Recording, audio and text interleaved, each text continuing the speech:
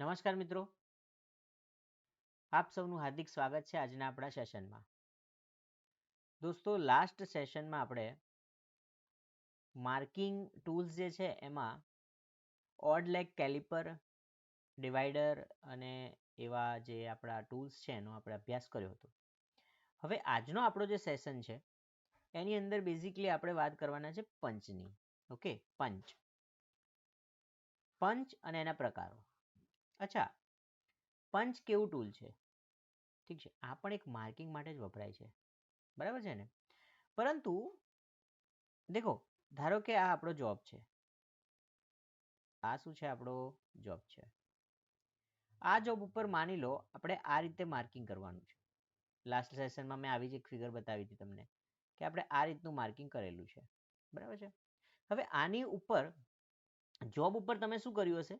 જોબની ઉપર તમે એક માર્કિંગ મીડિયા લગાવ્યું હશે અને માર્કિંગ મીડિયા જે છે માર્કિંગ મીડિયા લગાવ્યા પછી એની ઉપર તમે પેન્સિલ વડે કે સ્ક્રાઇબર વડે માર્કિંગ કર્યું હશે. ઠીક છે, હવે પેન્સિલ કે સ્ક્રાઇબર વડે તમે જ્યારે માર્કિંગ કરો છો તો અહીંયા જે પણ માર્કિંગ લાઈન આપણે આ રીતે કરીએ છીએ અહીંયા, એ લાઈનો પરમેનન્ટ હોતી નથી. એટલે કે એવું બની શકે કે આ જે જોબ છે એની સાથે આપણે જ્યારે બીજું કામ કરતા હોઈએ છીએ, જ્યારે ફાઇલિંગ કરીએ છીએ કે પછી એની ઉપર આપણે બીજું અન્ય કટિંગ બટિંગનું જે કામ કરતા હોઈએ છીએ, તો એ સમયગાળા દરમિયાન બની શકે કે આપણે જે લાઈનો કરી છે, એટલે આપણે જે માર્કિંગ કર્યું છે એ ભૂસાઈ શકે છે. એટલે એ જે આપણું કરેલું માર્કિંગ જે છે પરમેનન્ટ હોતું નથી, બરાબર છે?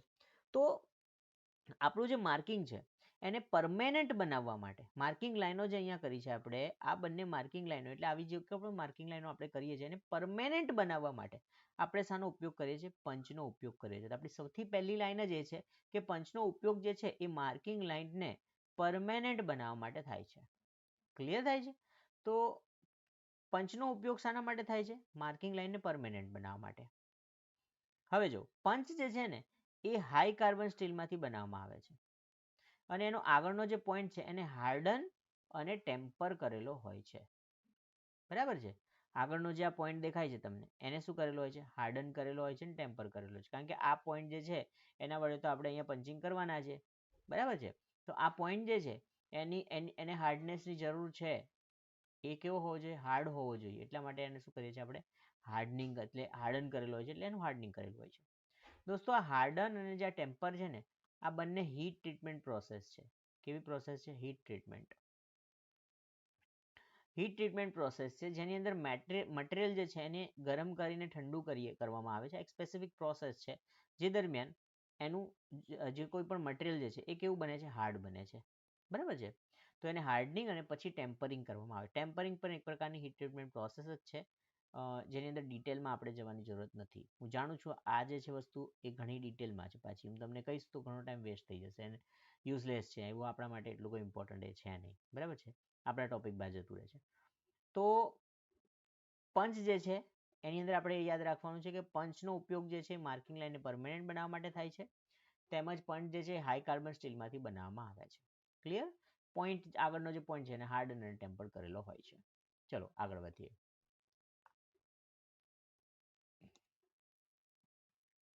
પંચના પ્રકાર વિશે વાત કરીએ, પરંતુ એની પહેલા આપણે એક સ્લાઇડ જતી રહી. યસ, પંચના બોડી પાર્ટ્સ એટલે કે પંચના ભાગોની વાત કરી લઈએ આપણે. પંચ જે છે એને ભાગ કયા કયા છે? તો આકૃતિમાં તમને દેખાય છે કે સૌથી ઉપરનો જે આ ભાગ છે એને આપણે કહીએ છીએ હેડ. શું કહીએ છીએ? હેડ. સૌથી ઉપરનો ભાગ, પંચની ઉપરનો ભાગ જે છે હેડ છે. પંચની મધ્યનો ભાગ એને આપણે કહીએ છીએ બોડી, અને પંચનો આગળનો જે ભાગ છે એને આપણે કહીએ છીએ પોઈન્ટ. એટલે કે આ ભાગ, આને આપણે શું કહીએ છીએ? પોઈન્ટ કહીએ છીએ. ઓકે, વચ્ચેનો ભાગ છે એને આપણે કહીએ છીએ બોડી. હવે જો પંચનો જે મધ્ય ભાગ છે એટલે કે જે આ બોડી જે છે, એ બોડી જે છે ને એ એવો ભાગ છે કે જ્યાં આપણે એને હોલ્ડ કરવાના છે. પંચને આપણે પકડીશું ક્યાંથી? બોડીથી, અને પછી જ એની ઉપર આપણે પંચિંગ કરીશું. તો પંચને પકડવા માટે આપણે બોડીનો ઉપયોગ કરીએ છીએ અને પંચ જે છે એ હેમરિંગ વખતે સ્લીપ ના થઈ જાય અથવા છટકી ના જાય એટલા માટે એ ભાગ જે છે ને એને સ્મૂથ નથી બનાવવામાં આવતો. એની ઉપર શું કરવામાં આવે છે? નર્લિંગ કરવામાં આવે છે, બરાબર ને? હવે આ નર્લિંગ જે છે હું તમને બીજી વાર સમજાવું છું. મેં સ્ક્રાઇબરના કિસ્સામાં પણ આ વસ્તુ તમને સમજાવી હતી. નર્લિંગ એક એવી પ્રોસેસ છે કે જેના વડે આપણા જે જોબ છે અથવા સરફેસ છે એની ઉપર આ રીતની ડાયમંડ પેટર્ન જે છે એ બનાવવામાં આવે છે. ડાયમંડ પેટર્ન આવી રીતે બને છે. ક્રિસ ક્રોસ તમને ક્યાં પણ એવું કહેવામાં આવે છે કે criss cross pattern, criss cross આવી પેટર્ન, અથવા એવું કહેવામાં આવે કે ભાઈ ડાયમંડ પેટર્ન. હને તો જોબ ઉપર ડાયમંડ પેટર્ન અથવા ક્રિસ ક્રોસ પેટર્ન જે છે બનાવવા માટેની પ્રોસેસનું નામ શું છે? તો કે નલિંગ. અચ્છા, નલિંગ કેમ કરીએ છીએ? નલિંગ આપણે જે છે એ જોબને પકડવા માટે, જોબને પકડવાની, શોર્ટમાં લખી દઈએ, પકડવાની જે ગ્રીપ છે, ગ્રીપ વધારવા માટે. ઠીક છે? અને એ ક્યાં કરવામાં આવે છે? બોડી ઉપર કરવામાં આવે છે. કોની બોડી? પંચની બોડી. તો પંચ જે છે એની બોડી ઉપર આપણે શું કરીએ છીએ? નલિંગ પ્રોસેસ કરીને આ રીતની ડાયમંડ પેટર્ન બનાવીએ છીએ. એટલે એની ઉપર આ પ્રકારે ડાયમંડ પેટર્ન બનાવેલી હોય છે આખા સર્ક્યુલર સેક્શનમાં. અને જેથી કરીને પંચ જે છે એ શું ના થઈ જાય? હાથમાંથી છટકી ના જાય. બરાબર? જેથી ઇન્જરી જવાના ચાન્સીસ ઓછા થઈ જાય છે. એટલે કે હોલ્ડિંગ ગ્રીપ વધારી શકાય છે. બરાબર છે? પછી પંચના સૌથી ઉપરના ભાગને હેડ કહેવામાં આવે છે અને જેની ઉપર આપણે શું કરીએ છીએ? હેમરિંગ કરીએ છીએ. આ જે ભાગ છે સૌથી ઉપરનો ભાગ, આની ઉપર તો આપણે હેમરિંગ કરીએ છીએ એટલે સૌથી ઉપરનો ભાગ એને હેડ કહીએ છીએ. પંચનો સૌથી નીચેનો ભાગ એને આપણે પોઈન્ટ તરીકે ઓળખીએ છીએ. હવે આ જે પોઈન્ટ છે ને એ ખૂબ ઇમ્પોર્ટન્ટ છે. કેમ? નેક્સ્ટ સ્લાઇડમાં જોઈશું. દેખો, પંચના પ્રકાર. યસ, તો પંચના જે પ્રકાર જે છે એની અંદર એના પ્રકારનું ક્લાસિફિકેશન જ પોઈન્ટ એંગલ ઉપરથી થાય છે. દેખો, આ જે આગળનો જે પોઈન્ટ છે ને, આ પોઈન્ટ એંગલ જે છે ને એના બેઝ ઉપર, આના આધારે જ આપણે શું કરીએ છીએ? વર્ગીકરણ કરીએ છીએ. કોનું? પંચનું. તો પંચનું વર્ગીકરણ જે છે ને કોના આધારે થાય છે? એના પોઈન્ટ એંગલના આધારે પંચનું વર્ગીકરણ થતું જોવા મળે છે. બરાબર છે? હવે જુઓ, સૌથી પહેલો પંચ આપણે ભણવાનો છે સેન્ટર પંચ. ખૂબ જ ધ્યાનથી અને ખૂબ જ કોન્સન્ટ્રેશનથી ભણવાનું છે. કારણ કે અહીંયા જેટલા બી પંચ આવશે ને એ દરેકના ખૂબ ઇમ્પોર્ટન્ટ ઉપયોગો છે. બરાબર છે? ખૂબ જ ઇમ્પોર્ટન્ટ ઉપયોગો છે. ઓકે? અને દરેકની એક અલગ સ્પેસિફિકેશન, મીન્સ અલગ સ્પેશિયાલિટી છે. એટલા માટે આપણે વાત કરી રહ્યા છીએ. દેખો, આ જે પંચ છે સેન્ટર પંચ, એનો પોઈન્ટ એંગલ કેટલો છે? આ પોઈન્ટ એંગલ અહીંયા લખ્યો છે 90 ડિગ્રી. એટલે કે આપણી પાસે જે સેન્ટર પંચ હોય છે, દેખો આપણે જ્યાં સુધી પંચ જે છે ને એના એંગલ આપણને ખબર નહીં હોય તો આપણે બધા પંચને પંચ જ કહેવાના છે. અને એક સ્પેસિફિક પંચ જે છે ને એનો એક સ્પેસિફિક ઉપયોગ છે. એવું નહીં હોતું કે ભાઈ સેન્ટર પંચનો ઉપયોગ માર્કિંગમાં થઈ જાય છે. બરાબર? કે પછી પ્રિક પંચનો ઉપયોગ સેન્ટર પંચ તરીકે ચલાવી લેવાનો, એવું નથી હોતું. શા માટે અલગ અલગ પંચ બનાવ્યા છે? કારણ કે દરેકનો એક સ્પેસિફિક ઉપયોગ છે. બરાબર? તો દેખો, પોઈન્ટ એંગલ જે છે ને કોનો? સેન્ટર પંચનો કેટલો છે? 90 ડિગ્રી. આ ખાસ યાદ રાખવાનું છે, પરીક્ષામાં વારંવાર પૂછાય છે અને ખૂબ ઉપયોગી પણ છે કે સેન્ટર પંચનો પોઈન્ટ એંગલ કેટલો હોય છે? 90 ડિગ્રી હોય છે. બરાબર? હવે જો એના વડે પહોળી કેવિટી બને છે. એટલે શું? દેખો, અહીંયા સમજાવું છું, સમજી લેજો. ધારો કે આ જોબ છે.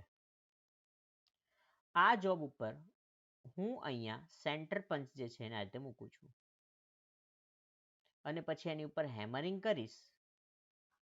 તો જ્યારે હું હેમરિંગ કરીશ, ફટકો મારીશ, અહીંયા હેમરિંગ કરીશ, તો અહીંયા જોબની ઉપર આ રીતે ખાડો બનશે. ખાડો જે બને છે ને આપણે કેવિટી કહીએ છીએ. શું કહીએ છીએ? આને આપણે શું કહીએ છીએ? કેવિટી ઇંગ્લિશમાં. હા ને, એનાથી કોઈ સારો ગુજરાતીમાં શબ્દ હોય તો તમે સમજી શકો છો. એને કેવિટી કહીએ છીએ. મને એનાથી ગુજરાતીમાં તો એને ખાડો કહી શકીએ આપણે. એનાથી સારો વર્ડ મને શબ્દ મળતો નથી. ઓકે, તો કેવિટી જે છે ને એ કોના કેસમાં?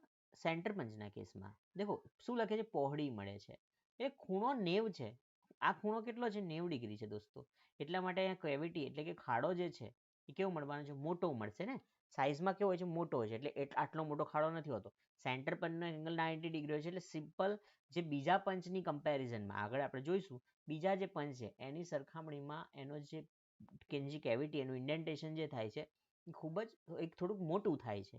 બરાબર? અને શા માટે મોટું થાય છે? કારણ કે એંગલ 90 ડિગ્રી છે. 90 ડિગ્રી છે એટલે આ રીતનો એનો ખૂણો છે. સોરી, આ વધારે ઓછું થઈ ગયું. અરે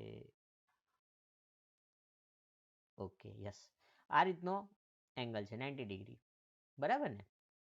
તો એટલા માટે પહોળી કેવિટી મળે છે. અચ્છા, આ પહોળી કેવિટી અચીવ કરવા એટલે પહોળી કેવિટી શા માટે જોઈએ છે? તો સમજજો. માની લો આ જોબ છે. તમારે માની જ લેવાનું છે વારંવાર કે આ જોબ છે. જોબ જે છે એની ઉપર માની લો આ એક પોઈન્ટ છે જેની ઉપર મારે સર્કલ બનાવવાનું છે આ રીતે, એટલે કે ડ્રિલિંગ કરવાનું છે. ઓકે, આ રીતે ડ્રિલ કરવાનું છે. તો આ ડ્રિલ કરવા માટે આ જે છે ને એ શું છે? સેન્ટર છે. તો આ જે સેન્ટર છે એનું અહીંયાથી કોઈક માપ હશે, માની લો અહીંયાથી 10 mm છે, અને એનું અહીંયા ઉપરથી પણ કંઈક માપ હશે, બરાબર ને? માની લો એ પણ 10 mm છે. તો તમે આ બાજુ અને આ બાજુના રેફરન્સમાં 10-10 mm લઈને આ પોઈન્ટને માર્ક કરશો, પેન્સિલ વડે માર્ક કરશો કે સ્ક્રાઇબર વડે માર્ક કરશો, શરૂઆતમાં માર્ક કરશો. હવે એ પોઈન્ટને પરમેનન્ટ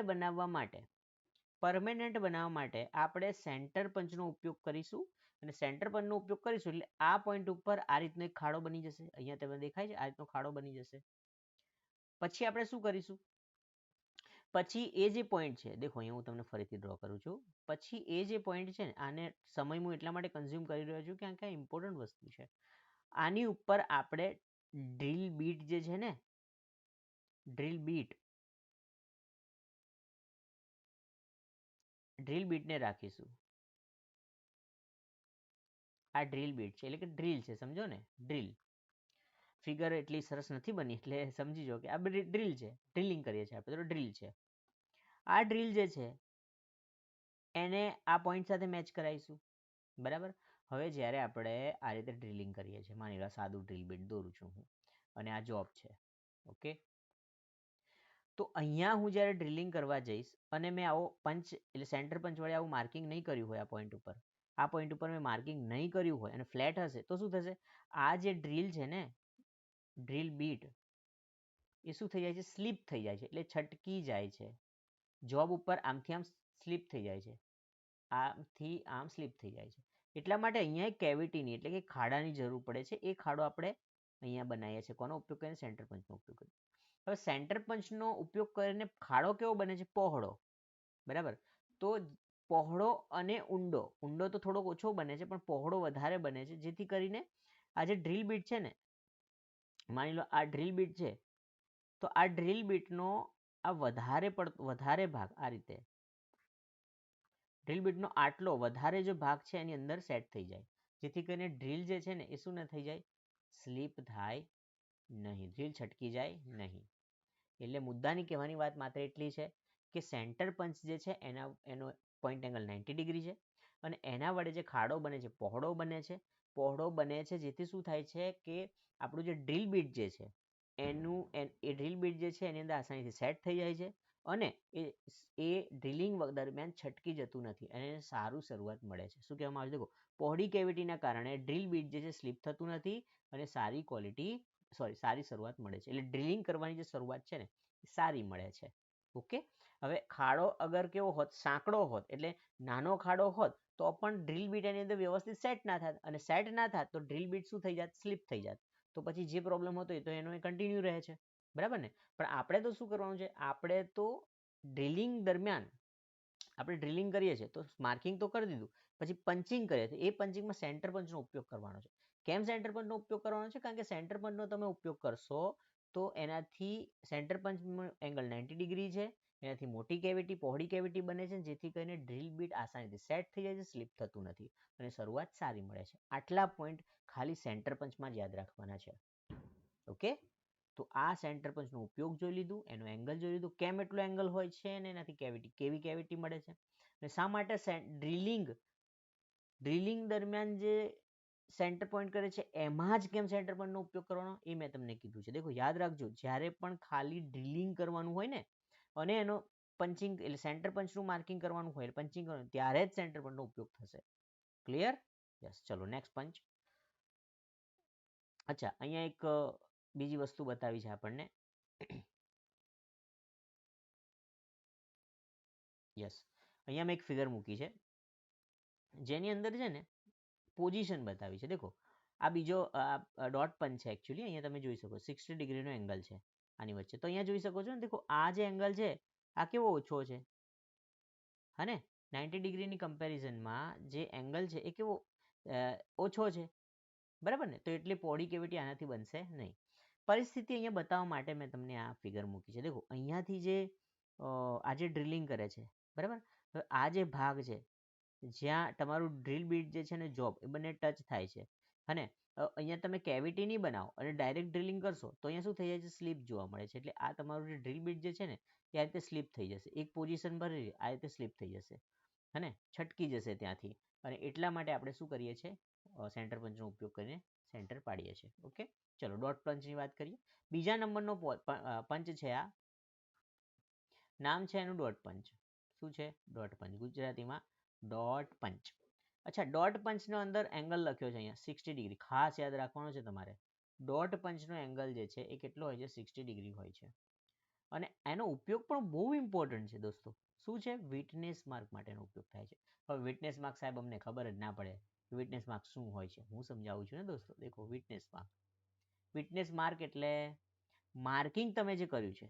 દેખો, ધારો કે આ છે, અઝ્યુમ કરો જોબ છે અને આ જ અઝમ્પશન ગઈ વખતે જે જોબ મેં ડ્રો કર્યો હતો એ જોબ ડ્રો કરું છું. યસ. હવે અહીંયા કોઈ મારે ડ્રિલિંગ નથી કરવાનું, અહીંયા કોઈ ડ્રિલિંગ દેખાય છે તમે? નથી કરવાનું. આ જે લાઈનો દોરીને આટલું કટ કરવાનું છે માની લો. તો આ બે લાઈનો જે દોરી છે એનું જે માર્કિંગ જે છે એને મારે પરમેનન્ટ બનાવવાનું છે ને. પંચની વ્યાખ્યા શું કીધી હતી મેં તમને? પંચ શું છે? પંચ જે છે એનો ઉપયોગ જે છે એ માર્કિંગ લાઈનને પરમેનન્ટ બનાવવા માટે થાય છે. તો અહીંયા જે છે ને આપણે શું કરીશું કે અહીંયા આપણે દેખો, પહોળી કેવિટીની અહીંયા જરૂરત જ નથી. પહોળી કેવિટીની જરૂરત માત્ર એવી જગ્યાએ પડશે, દેખો, કે જ્યાં મારે ડ્રિલિંગ કરવાનું છે. અહીંયા તમે જોઈ શકો છો 90 ડિગ્રી છે એંગલ. તો અહીંયા જુઓ અને અહીંયા જુઓ, આ 60 ડિગ્રી એંગલ છે. એટલે આ જે છે ને આ કયો પંચ છે?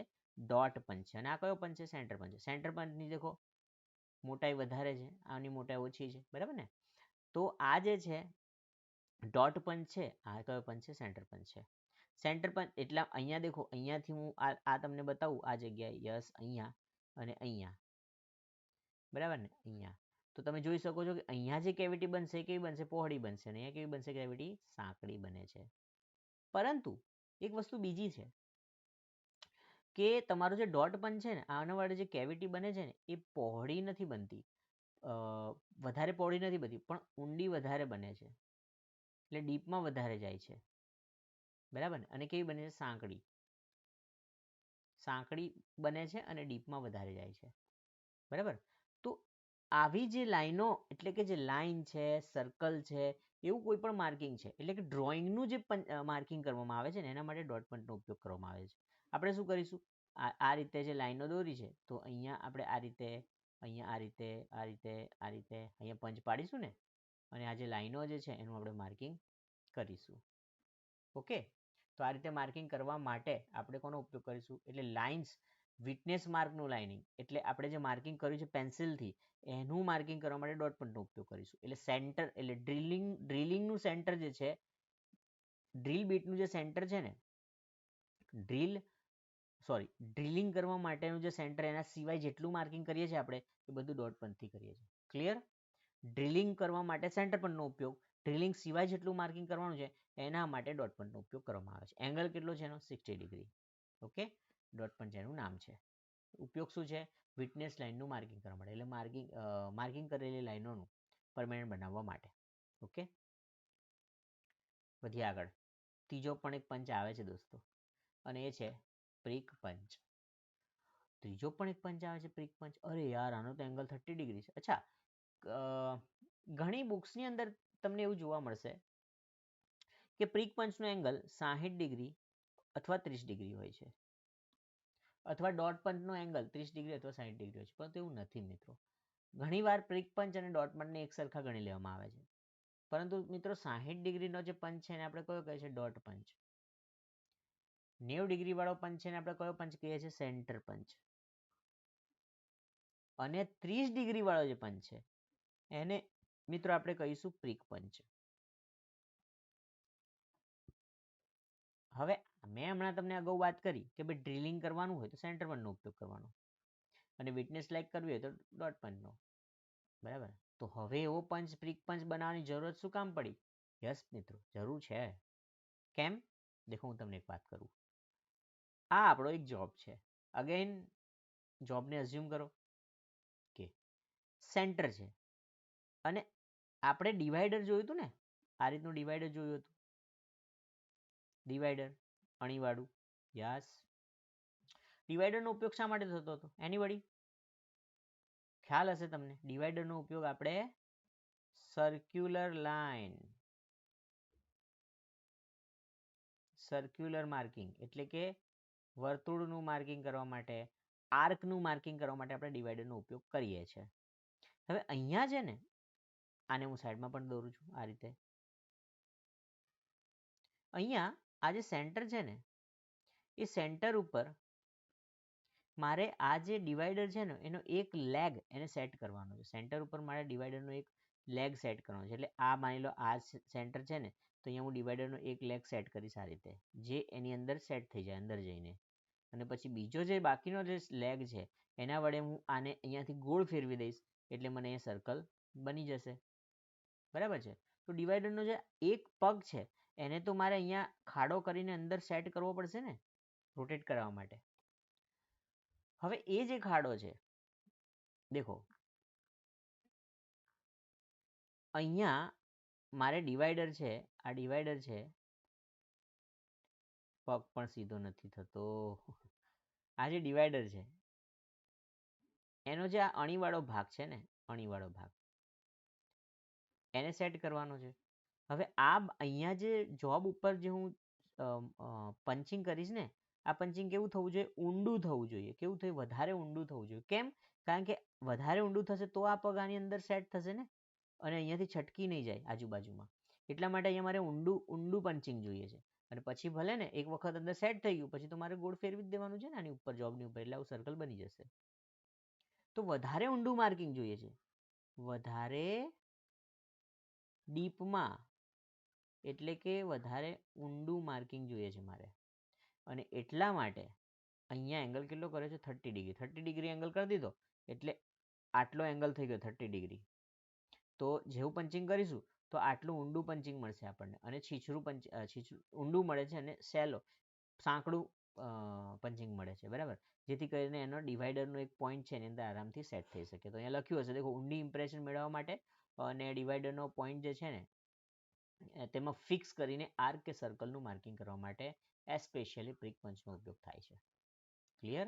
તો પ્રિક પંચ જે છે એનો આઈડિયા અહીંયા તમને ક્લિયર થઈ ગયો. ત્રણ પંચને આઈડિયા મેં અહીંયા ક્લિયર કરી દીધો. સેન્ટર પંચ જે છે ડ્રિલિંગ રિલેટેડ ઓપરેશનમાં, એટલે ડ્રિલિંગ કરવાનું હોય ત્યાં માત્ર સેન્ટર પંચ. વિટનેસ માર્ક એટલે બાકી બધું જેટલું માર્કિંગ કરવાનું છે બધા માટે શાની જરૂર પડશે? યસ મિત્રો, એના બધા માટે જરૂર પડશે મારે આપણા ડોટ પંચની, જેનો એંગલ 60 ડિગ્રી હોય છે. પ્રિક પંચનો એક સ્પેશિયલ ઉપયોગ છે કે ભાઈ મારે સર્ક્યુલર અથવા આર્કનું માર્કિંગ કરવાનું છે. તો એ જગ્યાએ મારે શું કરવું પડશે? એ જગ્યાએ મારે ડિવાઈડરનો એક પગ અંદર સેટ કરવો પડશે. ડિવાઈડરનો એક પગ સેટ કરીશ પછી હું ગોળ ફેરવીશ ને, તો એક પગ સેટ કરવા માટે અહીંયા ઊંડો ખાડો જોઈશે, જે મેં અહીંયા બતાવ્યું છે. તો એ ઊંડો ખાડો જે છે ને એ 30 ડિગ્રી વાળા પ્રિક પંચથી બને છે. એટલા માટે એનો એક સ્પેશિયલ ઉપયોગ છે. બરાબર? યસ. અહીંયા તમને થોડીક ફિગર્સ મેં બતાવી છે જેથી કરીને વધારે આઈડિયા આવી શકે. દેખો, આ જે છે ને આ સેન્ટર પંચ છે અને આ જે છે ને એ તમારો ડોટ પંચ છે. એટલે આના વડે જે આપણને કેવિટી આ જે છે ને આ સેન્ટર પંચ છે. તો અહીંયા તમને જે કેવિટી મળે છે એ અને અહીંયા કેવિટી છે એ સાઈડમાં બતાવી છે. દેખો, અહીંયા કેવિટી ને અહીંયા કેવિટી જુઓ. અહીંયા કેવિટી મોટી છે, અહીંયા કેવિટી નાની છે. તો આ જે છે સેન્ટર પંચ છે અને આ કયો પંચ છે? આ છે ડોટ પંચ. ઓકે, એ વસ્તુ છે. અમુક વસ્તુ આપણે ધ્યાન રાખવાની હોય છે. એ વાતનું અહીંયા મેં આ સ્લાઇડમાં લખ્યું છે કે આપણે જ્યારે સેન્ટર પંચ કે પ્રિક પંચનો ઉપયોગ કરીએ છીએ ત્યારે નીચેની બાબતોનું ધ્યાન રાખવું જોઈએ. કઈ બાબતો? દેખો, હંમેશા ધ્યાન રાખવું કે પંચનો પોઈન્ટ શાર્પ હોવો જોઈએ. પંચ જે છે એનો આગળનો પોઈન્ટ છે ને એકદમ શાર્પ હોવો જોઈએ. એટલે ઘણી વખત એવું બને કે થોડોક આગળનો પોઈન્ટ આટલો ઘસાઈ ગયો હોય કે તૂટી ગયો હોય છતાં તમે વાપરો તો તમને સરખું ઇન્ડેન્ટેશન, એટલે સરખો ખાડો, સરખી કેવિટી ઇમ્પ્રેશન નહીં મળે. બરાબર છે? તો ત્યાં પ્રોબ્લેમ થઈ શકે. પંચને 45 ડિગ્રીએ પકડવાનો.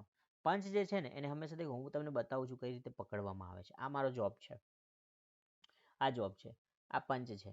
પંચને અહીંયા લાઈન છે, અહીંયા તમે જોઈ શકો લાઈન છે. તો આ પંચ જે છે ને સૌથી પહેલા આ રીતે પકડવાનો હોય છે. એટલે હું લાઈન જોઈ શકું કે કઈ લાઈન ઉપર હું શું કરું છું? પંચિંગ કરું છું. કઈ લાઈન ઉપર મારે પંચિંગ કરવાનું છે, લાઈન હું પ્રોપર જોઈ શકું એટલા માટે પંચને સૌથી પહેલા આ રીતે એક આંગળી આગળ રાખવાની હોય છે. આ રીતે એક આંગળી આગળ રાખીશું આપણે અને આગળનો જે પોઈન્ટ છે એને લાઈન ઉપર આ રીતે ટચ કરાવીએ છીએ આપણે. ઠીક છે. અને 45 ડિગ્રીએ દેખો અંદાજિત 45 ડિગ્રી આ રીતે પકડવાનું છે. 45 ડિગ્રીએ પકડીશું, લાઈન ઉપર ટચ કરાવીશું અને પછી એને પરપેન્ડિક્યુલર 90 ડિગ્રીએ સેટ કરવાનો છે અને પછી એની ઉપર શું કરવાનું છે? સિમ્પલ સ્ટ્રાઇકિંગ કરવાનું છે. બરાબર? બહુ હેવી સ્ટ્રાઇકિંગ કરવાનું, હેવી બ્લો નથી કરવાનો. સૌથી પહેલાં શું કરવાનું છે? ધારો કે આ લાઈન છે તેની પર 45 ડિગ્રી પકડવાનો છે અને પછી એને પરફેક્ટ 90 ડિગ્રી, થોડુંક પણ આખું પાછું હશે ને તો તમારું પંચિંગ વ્યવસ્થિત નહીં આવે. પરફેક્ટ 90 ડિગ્રી રાખીને સહેજ જ બ્લો કરવાનો છે. બરાબર છે? એટલે અહીંયા લખે છે કે 90 ડિગ્રી ઉપર રાખીને એની ઉપર સેટ કરીને હેમરિંગ કરવાનું અને 45 ડિગ્રી પકડવાનું, જેથી માર્કિંગ લાઈન ટચ થાય છે કે નહીં એ જોઈ શકાય. તમે ડાયરેક્ટ આ રીતે પકડવા જશો તો માર્કિંગ લાઈને ટચ થાય છે કે નહીં તો ખબર નહીં પડે, કારણ કે પાછળ માર્કિંગ લાઈન તો પાછળ આવે છે. એટલા માટે અહીંથી તમે જેમ નીચે જતા જાઓ અથવા ઉપર જતા જાઓ છો તો તમારે માર્કિંગ લાઈન જોવા માટે પહેલાં 45 ડિગ્રી પકડવાનો, પછી 90 ડિગ્રી કરવાનું હોય છે. ઓકે, એટલા માટે મેં આ પોઈન્ટ્સ અહીંયા લખેલા છે. એ થોડુંક પ્રેક્ટિકલ વસ્તુ છે, હે ને? પ્રેક્ટિકલ તમે જ્યારે કરતા હોય તો તમને એનો ખ્યાલ આવતો હશે.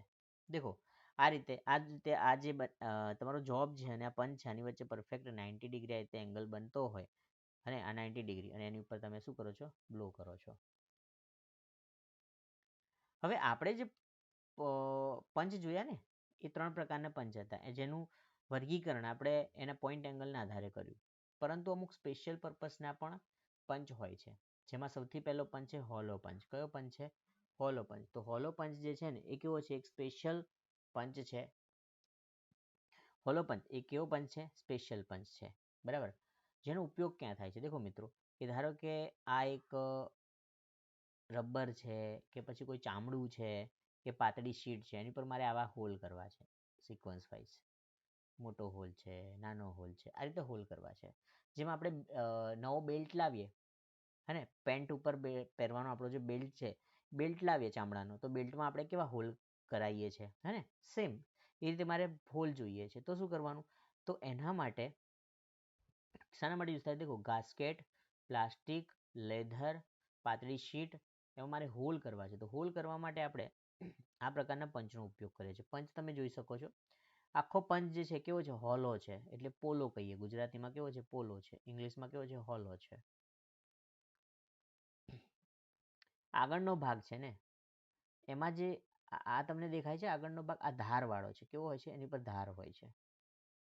ધાર. તો જે અચ્છા, અને એ જુદા જુદી સાઇઝમાં અવેલેબલ. સાઇઝ જુદી જુદી છે પાછી. એવું નહીં કે એક જ પંચ છે. સાઇઝ જુદી જુદી સાઇઝમાં આખો સેટ આવે છે.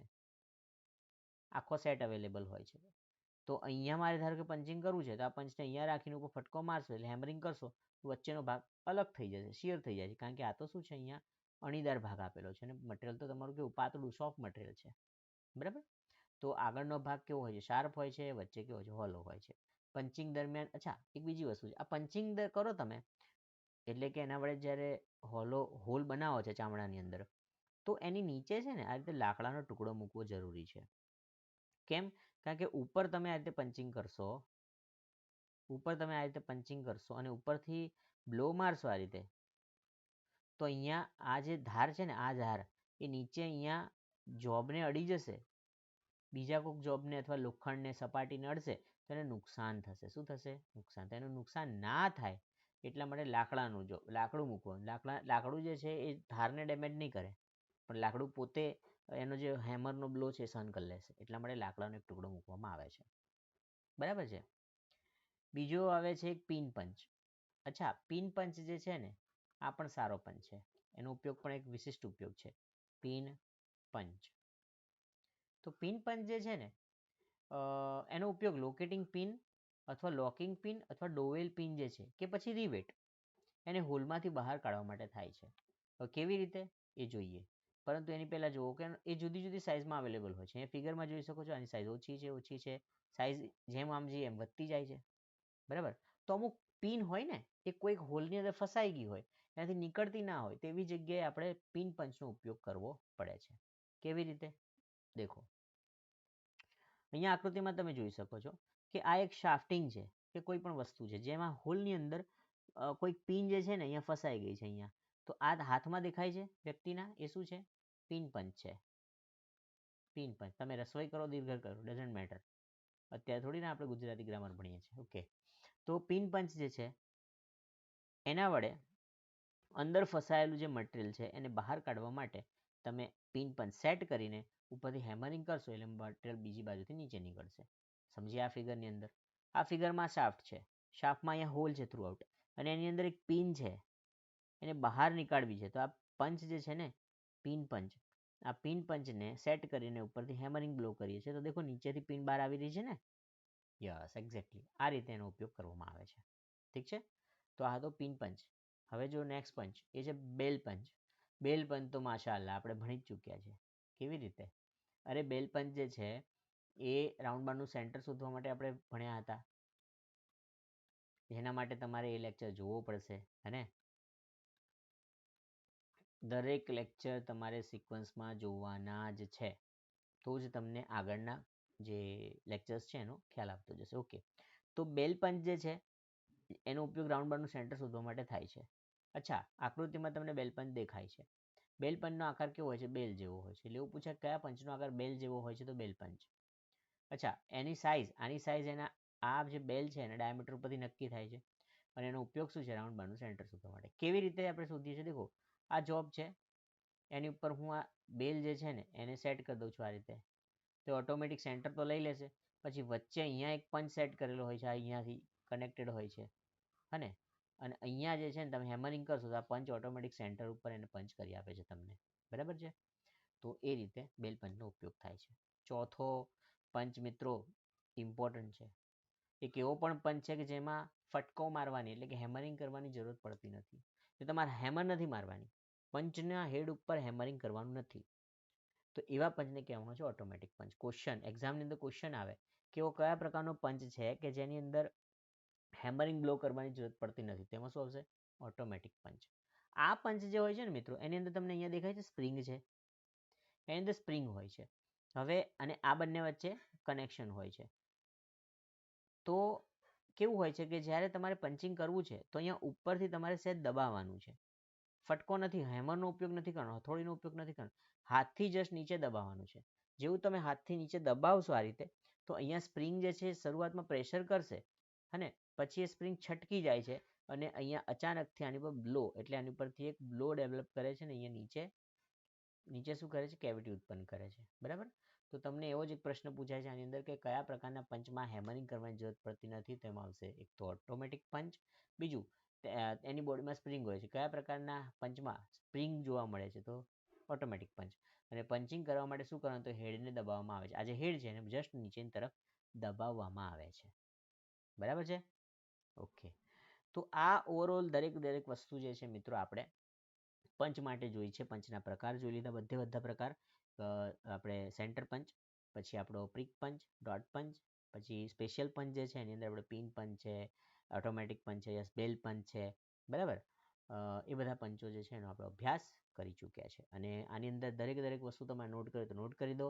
અને ગુજરાતીમાં જ છે, તમારે જોઈતું હશે તો PDF તો તમને મળવાની જ છે થોડાક સમય પછી. ઓકે, તો પ્રિપેરેશન તમે કન્ટિન્યુ તમારી રાખો, અને આ રીતે આપણા સેશન્સ જે છે આવતા રહેશે. નોન ટેકનિકલના ગુજરાતી છે, ઇંગ્લિશ જે છે, જ્યોગ્રાફી, હિસ્ટ્રી છે, એના પણ લેક્ચર્સ દોસ્તો આવશે. અચ્છા, બીજા ટેકનિકલ ટ્રેડ્સ જે છે જેમ કે ઇલેક્ટ્રિશિયન છે, MMV છે, MD છે, વેલ્ડર છે, હે, કાર્પેન્ટર છે, આ કોર્સો જે છે એના પણ વિડીયો દોસ્તો આવશે ટેકનિકલ. પરંતુ અત્યારે જે છે ને, અત્યારે શરૂઆતનો પિરિયડ છે, આની અંદર બધા ટ્રેડનો એક કોમન સિલેબસ મેં બનાવ્યો છે. તો એ કોમન સિલેબસના જ ટોપિક્સ આવી રહ્યા છે. પછી બાયફર્કેટ કરીને અલગ પણ વિડીયો તમારા માટે આવશે. ઠીક છે? પરંતુ ત્યાં સુધી સ્ટેપ બાય સ્ટેપ તમે લોકો પ્રિપેરેશન કરતા રહો. મળીશું નેક્સ્ટ સેશનમાં. ત્યાં સુધી પ્રિપેરેશન કરતા રહો. જય હિન્દ, જય Bharat. Thank you so much.